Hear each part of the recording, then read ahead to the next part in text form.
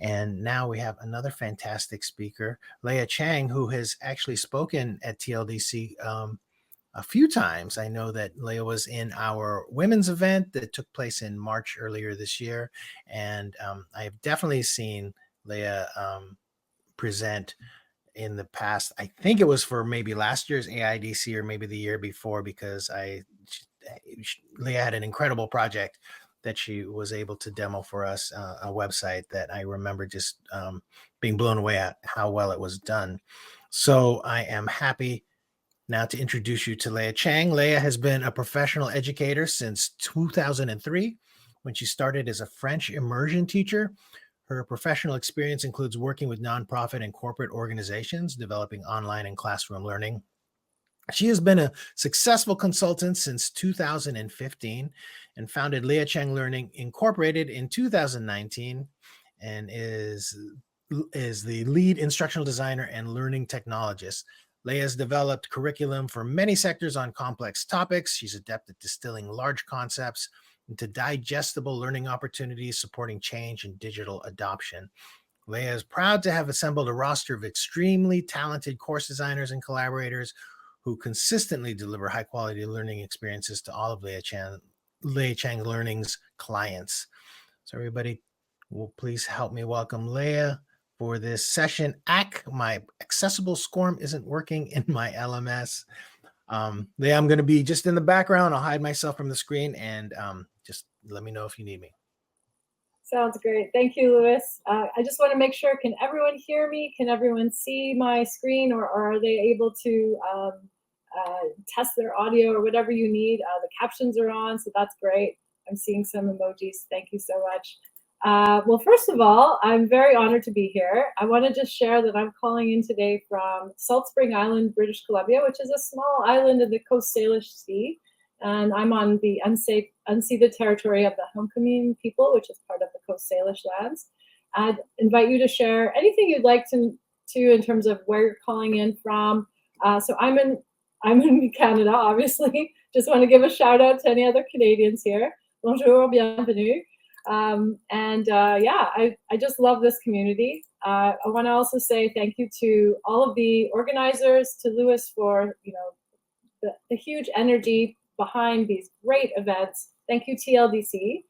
And also, thanks for joining us. So I'm going to do I'm going to talk about us here today in this live session, but also I'm going to speak a little bit more generally about things that hopefully people who are watching this recording later on will also find useful. So hello, future listeners.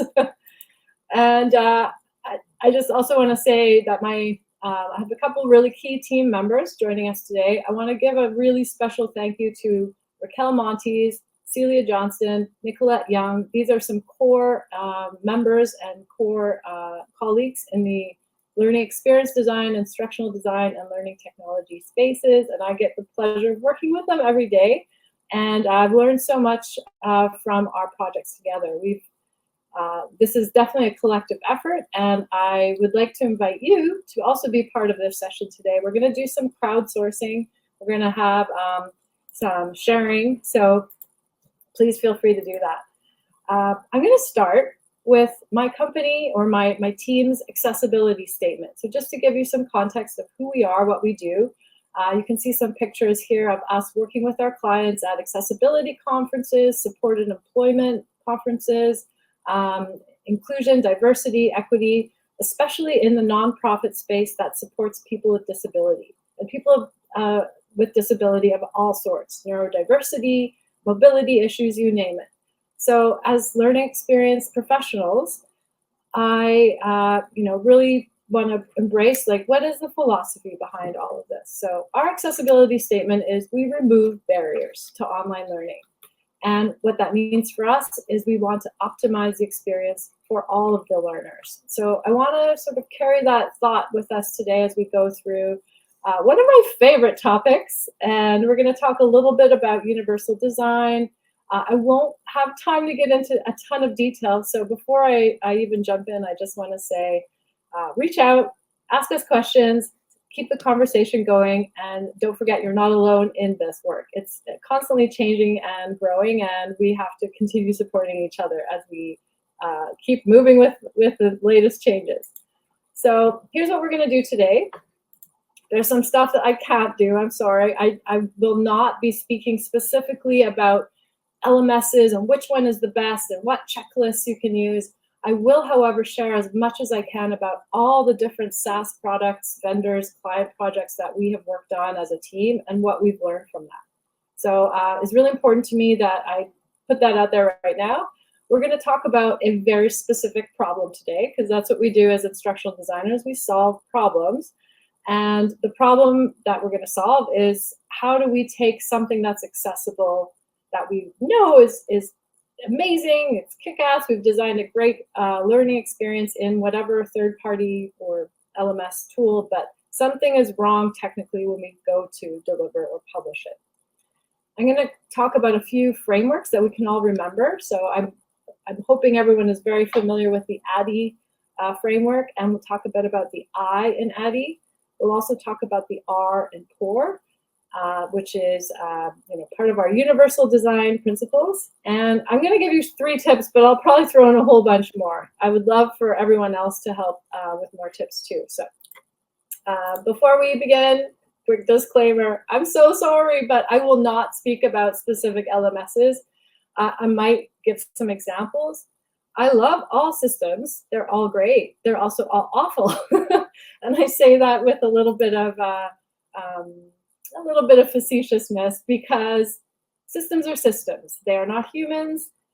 Even with all the latest functionality updates and AI and all this amazing stuff, we as humans still need to design an experience that works.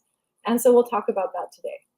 And remember, there is no single LMS that is perfectly accessible. I put the word yet because that's still my hope. But again, as humans, it's on us. It's our responsibility, and it's our privilege and fun time to creatively and practically design a learning experience from beginning to end that anyone can take and that anyone can navigate through and engage with in ways that they find best for them. So on that note, let's talk about the problem. This is going to date me a little bit, but I don't know if you know, I remember Bill the cat from Bloom County. I remember reading Saturday morning comics, but this really speaks to me. The images of this cat who's screaming, "Ack! Ah!" So has this happened to you? You spend a ton of time, energy, you're really cautious and careful about how you've designed an online course, or maybe an instructor-led virtual course or session, what have you, and something goes wrong. Okay, you've tested, you've done all the work, but whenever you put it out there to the world, be it through an LMS or if you're going live with something, like something breaks. So who's been in this situation before? I'd love to see some of those popping up emojis, or feel free to put in the chat like, oh yeah. If you'd like to vent, this is a safe space. Please vent here. You are not alone. We really understand your problems. So Leah Chang Learning works with a ton of clients that have all sorts of LMSs, and some of them are new at LMSs. Some of them are legacy LMSs. Some of them aren't even LMSs, and we're trying to make it work like an LMS. But we say this a lot. Ack! I'll try not to scream into the microphone, but I think you could probably imagine the emotion. And if that hasn't happened to you yet, it will. It's going to, and that's okay. And so I just want to normalize that there are some things you can do to troubleshoot and also to be proactive. And so the first is, let's start with the concepts and the philosophies and the foundations of our work as progressive learning experience designers. So the framework we can revisit is the good old ADDIE framework. So ADDIE being the instructional design model of analyze, design, develop, implement, evaluate, and repeat, hopefully, right? And so we are going to talk specifically about the implementation stage, but I just want to remind everyone that when you're designing an online learning experience, it is all one and the same when it comes to the user experience or the learner experience. So the implementation stage is sometimes what we call the publishing stage. You know, you're getting to the technical nuts and bolts of like, okay, you've designed a course maybe in a third party, or maybe it's video based. You know, you've got some amazing course activities, etc. The content's awesome. Maybe you're using something like Articulate Storyline or Rise or Adobe Captivate.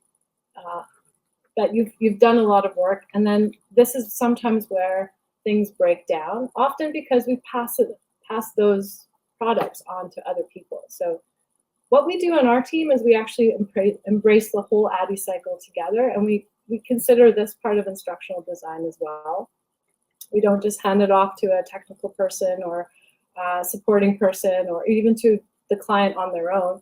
We want to make sure that we're designing for the full experience. And I'll tell you what tips work for us, but just keep that in mind today as we go on.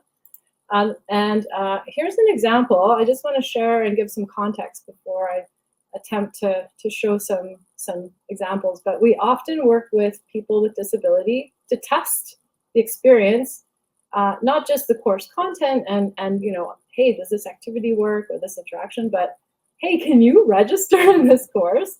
So a lot of our content is, and a lot of the clients we work with have public-facing learning products, but this is relevant as well if you have internal team members or staff that need to take internal learning.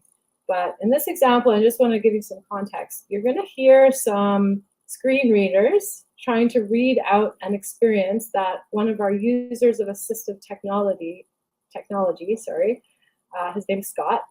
He is trying to help us test that he can even access the course, let alone like complete it. He's trying to even just get in there. So I'm going to show you that example in a second. And this is a key example of why we need to test and why we need to think carefully about implementation as a key part of our projects. If I have time, I'd like to go back to that. But before I do, let's talk about one more principle or framework, which is the R in CORE. Can I just see some hands up or maybe some comments? Who's familiar with CORE and who uses it and finds it really helpful? Yay, I see lots of thumbs up. So CORE is an acronym. It's a really great mnemonic device to help guide us in terms of universal design. And if you know CORE, then you know that P is perceivable, O is operable, U is understandable, and then you get to R, robust. And I don't know about you, but I always found this one like kind of vague and ambiguous. Does anyone else feel that way? Like, what does that really mean? You know, perceivable, I think we, you know, over time and over the last few years, especially in this AIDC community and through all the amazing professional development, our organizations and our industry know, we kind of know perceivable and operable. We're getting really much better at it, right? How things work, the WCAG 2.1 or AA elements, you know, having captions, etc. But the R for robust is like a bit of a head scratcher. So I'm glad that I saw some thumbs up. Some other people see it that way too. So here's how I interpret R in terms of the work we do. It's not just the content, right? Robust for me is really about the entire experience. Is it all coming together? Do the users or learners, are they able to not only access the technology, complete an experience? Is it optimized for them though? And are they allowed to select and choose how they want to engage in that experience? And for us, that really means the back end of the systems and how they work, in addition to the course and the learning outcomes and all that good stuff. So the question I usually ask our team is, are learners driving their own experience? And also, like, is it working? And have we used our technologies in the best way possible? So I'm just going to go back to that quick example. Thanks for your patience. And by the way, feel free to enter questions in the chat at any point. So I just want to make sure that you're going to see my screen and hear me share something else. Just give me 2 seconds here. Let me know if you do not hear or see or if nothing is showing up. Here we go. Okay, so I'm going to share with you, press play, a recording of us doing this testing with a person with disability. Scott is someone with vision loss. He has no sight, and so he uses a screen reader, and we were trying to test if he could even register into a virtual kind of publicly available free course that was offered through our client.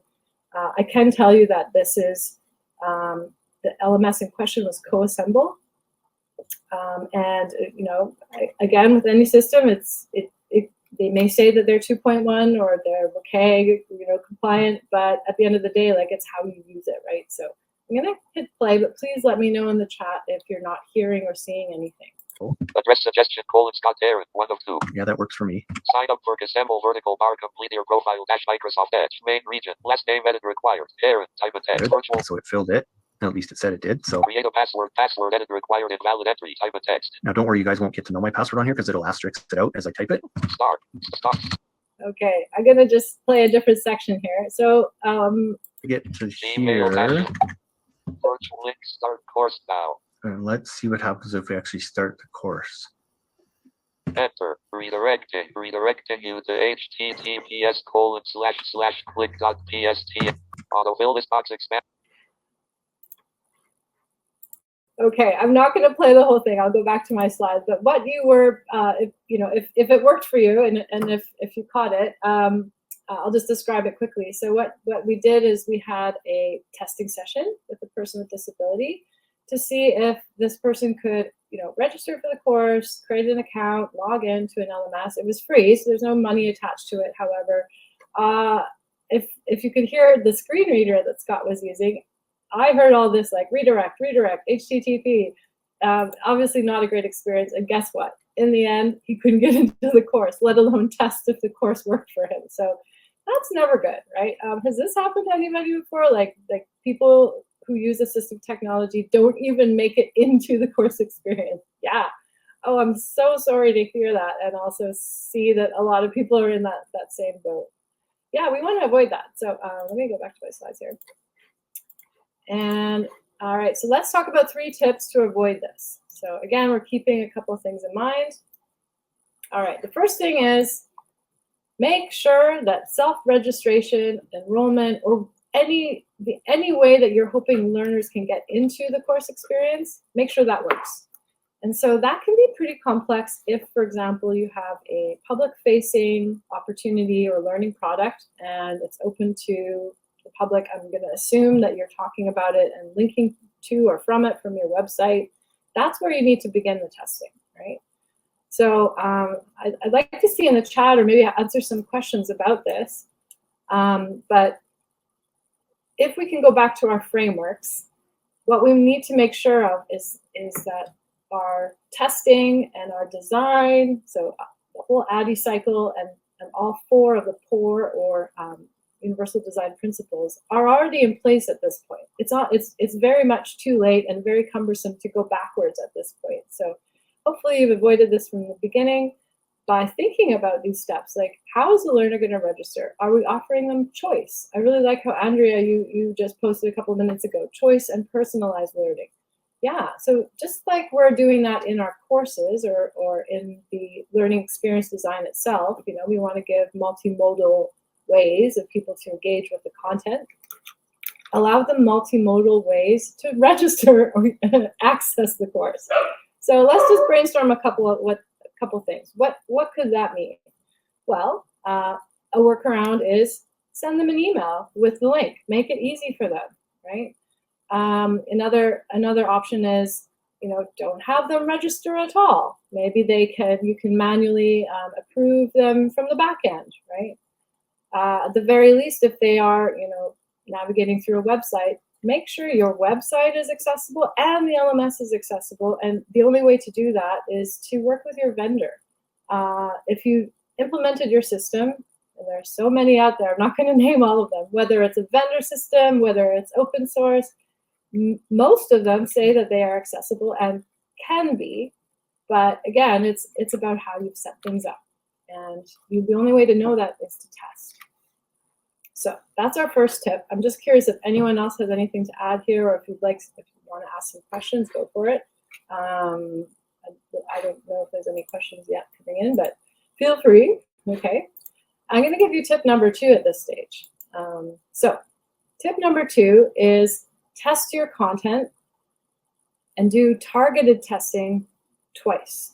Okay, so there's lots of ways to name this, but who tests their courses or their content. Let's say you've designed, in this case, it's the Storyline course. You know, we've done lots of testing. You know, our clients were dutifully sending out the review links to lots of people with living experience, people with disability to test it. But you're going to get some weird stuff back, right? So first thing to avoid is, how are you testing the, I'm just going to use Storyline, for example. So we've published an articulate review link, and you know, we've been working with our SMEs, we've been sending them the review link. Okay, what's the next step if I want to now test if my course is accessible? Let's say for someone who uses assistive technology. And by the way, I use the term UAT or UATT. That can mean a lot of things. So user acceptance testing or user of assistive technology.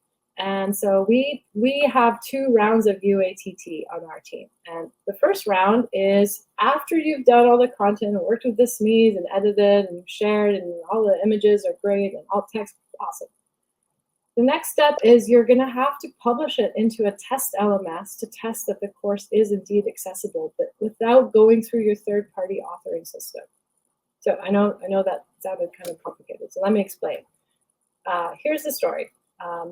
Our SMEs loved the course. You know, we as a team had done our own internal testing. We knew that like keyboard shortcuts were working, etc. You know, we put all the alt text in. We were confident, and we were ready to then send it out to people with accessibility or users of assistive technology to test. The client was so excited, they went and shared the articulate review link with a third-party group. They were working with a school of the blind, and you know, they wanted their feedback. We were excited. We weren't aware that they had shared the link. If we had known, we could have avoided something. But guess what happened? I'm just going to pause here. I want you to think about this. What happens if you share the articulate review link to a group who uses assistive technology, who is purposefully trying to find bugs and test the course for you? What do you think that they found? So they're going to find, you know, maybe some issues, maybe they have some feedback. They're going to find bugs. Thank you. And guess what the bugs are going to tell us? The bugs are going to tell us a whole whack of things that are super confusing. And so here's the issue. Okay, this interaction or this slide or whatever, this didn't work. But why? Was it a build issue? Was it a production issue on our end? Or is it the environment that they're testing it in? And in many cases, they're going to be testing it in articulate review, for example, and that's not going to be accurate enough to tell you, is this something I have to fix in the SCORM or the Storyline, or is this an issue that is not something we can fix and that actually is a non-issue because we didn't publish it in an LMS? So long and the short of it, make sure you publish it in an LMS. It doesn't matter which one you use. There's a bunch of free ones, but it needs to be in an LMS that you know is accessible. So that's my tip, is conduct targeted UATT once in a neutral LMS and not just sending it through Articulate Rise or a review, for example. We use SCORM Cloud. You can use Reach 360. There's a whole bunch of free ones out there. And then the second thing is then you publish it into your own LMS, so that what you're doing is you're targeting, because there will be bugs, where does the bug occur, and then you know where to go to fix it. And again, another tip is engage your vendor. If you're having some issues, ask them why. If they say that their system is accessible, hold them accountable to that. All right, so that was tip number 2, it's quite broad. Tip number 3 is template. Template for consistency. So a couple of things that we like and that we want to showcase and that we love doing with our clients is, if you are building directly into an LMS, so in this example, you see a Canvas, let's call it a course shell. We use so many different LMSs. Again, I'm not advocating for one over the other, but again, it's how we use them as learning professionals. So in this course shell, you're going to see some consistent language, framing, icons, numbering, and the beauty about a course that is done like this is that all the courses from this organization follow the same format. So A, it's easier for the learner to navigate, any learner. They know what to expect. B, they've fully tested this course template or course shell in their LMS, and they've done ample testing in terms of users of assistive technology, so they know it works. So why not reproduce that? Have something that your team can spend a lot of time and energy on to vet and approve and to make sure there are as few bugs as possible, and then reproduce that or use the same framework. Starting from scratch obviously is not always going to be efficient. So not only is consistency helpful for neurodiverse learners, it's helpful for everyone. What we're learning so much about plain language and using some frameworks is really going to help learners get into a course and get learning faster instead of trying to make sense of, like, how do I use this platform? I don't know about you, but many of us are logging into so many different platforms and systems these days. They all look and feel slightly different. It can be cognitively overwhelming. And so the more we template, the more we are consistent, and also the more work we put into the back end of those things, it's going to save us time overall. So that's the tip that we found has been working really well. And we're really excited to learn alongside some of our clients, like in this example. So I want to just pause here, and I want to just ask if there's other solutions that you'd like to crowdsource together, or if there's specific questions that you have. I know we talked really quickly and very broadly about some of these things, but what are some of the tips, tricks, troubleshooting techniques that you have that we could share together today? And if you have a question, this is a great time for that. I think we have one question. I'm just going to read it out. I hope we get more, but thank you to Gabrielle who put this question in. I'll read it out for everybody. Is there a way, I don't know, Lewis, that we could share the question? Look at that. I love it.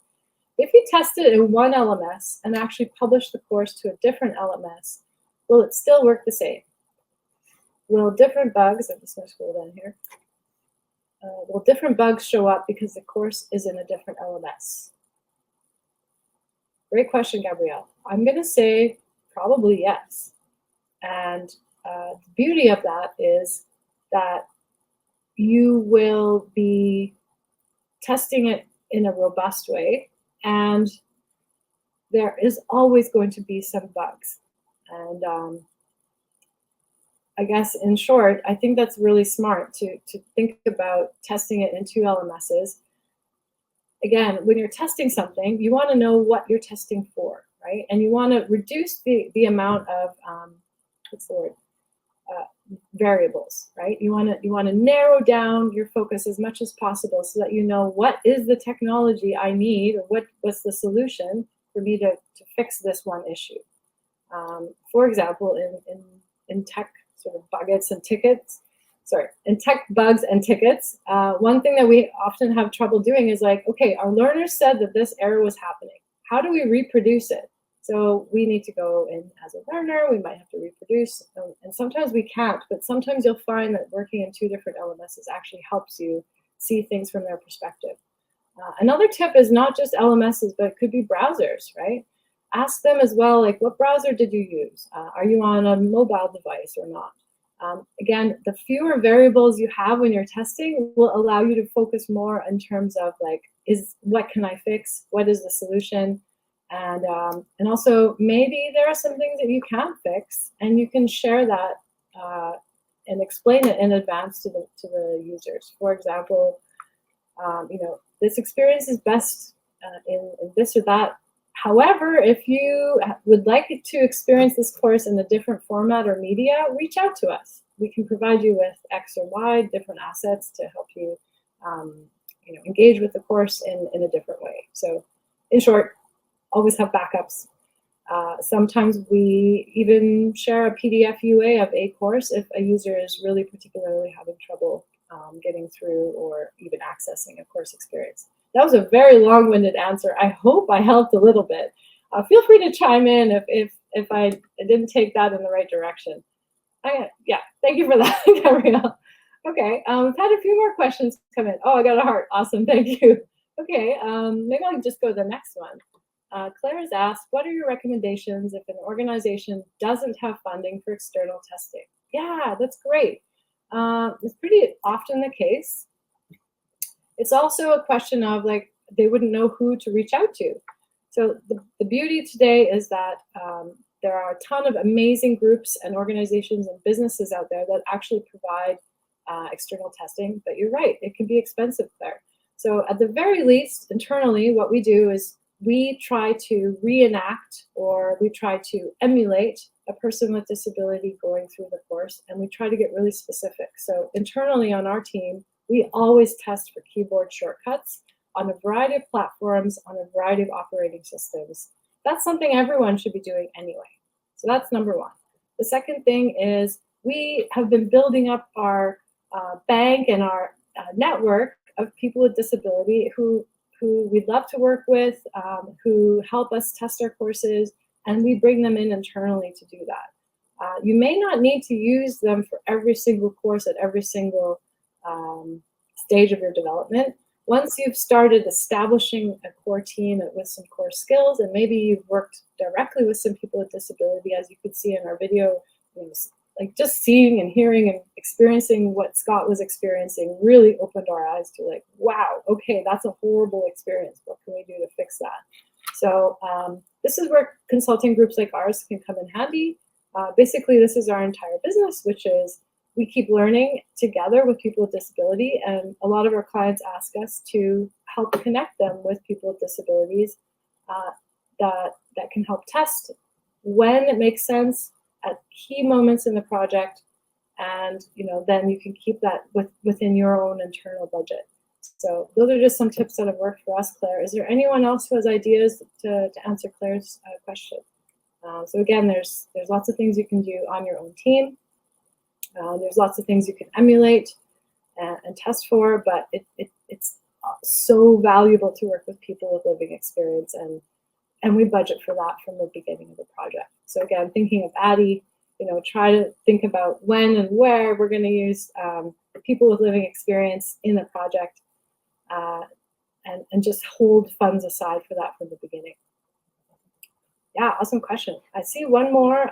Thank you, everyone. I love these questions. Let's look at one more. Thanks, Gabriel, for another question. To follow up, would your recommendation be to test it in the actual LMS it will be used in?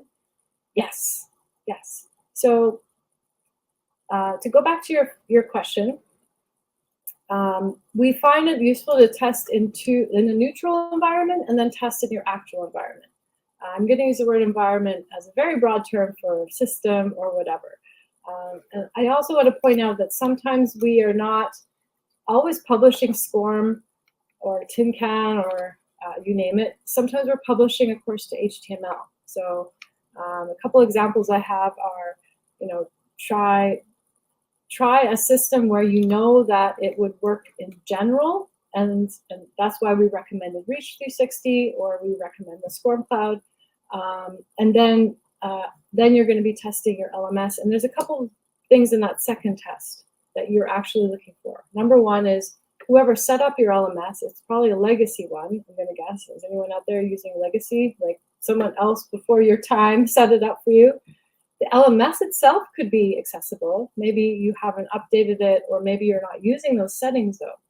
So that is really what that second test in the LMS in your actual environment is going to give you. It's going to give you specific data in terms of what is our site set up to do, and is our LMS, the vendor itself, the product itself, is that accessible? I hope that helps. Love to hear from others too. Yeah, so I'm just going to check the chat for a second here. Yeah, thanks for your feedback, Claire, and it's really good to know that you're also a solo instructional designer. Yeah, this is where we as an organization, we as a community can help each other, right? There's a ton of amazing knowledge bases and forums, but feel free to reach out. And, if you're on your own, again, like I think using those keyboard shortcuts to try and navigate through the course is a really great way to try and at least catch a lot of bugs at the initial level. Awesome. Yay. Oh, I love all the comments. Thank you, folks. Great. So we've got time for one more question, but overall, I just wanted to say I'm really grateful for this community, and let's keep learning and sharing. I know this was a short time together, but I love talking about this. So if anything, I would just say, like, stay in touch. You can reach out to my team anytime. I'll take one more question and then I'll do a quick wrap up. So Adriana was asking, how should you navigate an institution that believes the minimal viable product? So if they add the basics, then we are accessible. And if the LMS has a basic accessibility functionality, then we have ticked all the boxes. Yeah, that's a tough one. So first of all, it's okay, and it's wise to talk about practicality, budgets. These are things that drive businesses. We have to make sure things are practical. It's very dangerous, of course, as we know, to approach accessibility as a checklist. So I'm sorry if you're in that boat and that your organization feels that way. Just want to say that that's not uncommon, and hopefully things will change. And again, there are some very quick things you can do to at least build on the accessibility. So, at the base level, check your site-wide settings in your LMS and use your vendor. Like, that's their job to, like, keep things up to date, teach you, provide a knowledge base for you about the accessibility in their system, right? So those things should be free and available to you, and put the onus back on them, right? The second thing is make it clear to your community that you are evolving and developing your products to be more and more accessible, and that, be honest. Say these may not be accessible 100% of the time, if you can kind of socialize those ideas in your organization, not only is that being transparent, but it's also managing expectations both for your users and for I'm going to just say leadership, right? So I guess in sum, my advice for you, Adriana, if it's helpful, is just be clear about, like, this is not perfect, but we're learning. And again, that's what we're aiming for. If you saw my accessibility statement for our team, we offer these services, but we are by no means experts. It's never perfect. We learn as we go, and we learn with and alongside partnership with the people with disability that we are working with. So that would be my advice. Feel free, everyone, to also chime in. And I'm just going to share a couple final slides here, which is some takeaways. I don't know, what are your big takeaways from this today? For me, it's like, I really want to build in UATT at 2 points in my projects, especially in the implementation phase. So we're not just doing users of assistive technology for content and the experience design itself in SCORM or whatever environment we're building in, but also at 2 different points before we publish and go live. It's a shame how so much work goes into a course, and then at the end, people can't even get into it, or they can't even register for it, right? So what are your takeaways from today? Feel free to share in the chat. I really love knowing this. And yeah, please connect with me. Connect with my team. Again, I'm learning alongside everybody that we work with. Our clients teach us so much. My team who's here today, I couldn't do this without them. So follow us as a group. We're happy to share and collaborate. You can also email me with questions. And I just want to say thank you again, TLDC. This is a great community. Let's keep the conversation going. Thank you, Louis. Yeah, thanks, Leah. Yeah, for me, for some reason, just the templating and keeping everything sort of modular is something that really stuck out to me, because you had some really practical advice there. So, yeah, thank you for that. Yay, practical things to take away. Yeah, it is good. Yeah. I was like, this would be a good one to kind of break down, and the transcripts and everything would be nice. I'm gonna make sure that I get those. Get that posted, because I think that there's just some really, really solid advice in this presentation. So so kudos to you. Great work. Thank you. And thanks to everyone for showing up today. Keep the conversation going. All right. Well, everybody, we've got one more session today with Michelle Engstrom. That one is called Pretty is Accessible. I'm really interested to see that one. I haven't had Michelle speak at TLDC before, so this is going to be a new session for us. Hopefully we'll see everybody there at noon Pacific time, 3 p.m. Eastern. And with that, I'm going to go ahead and close out the session, and we'll see you in a little bit. Thanks again, Leah. Thank you. Bye.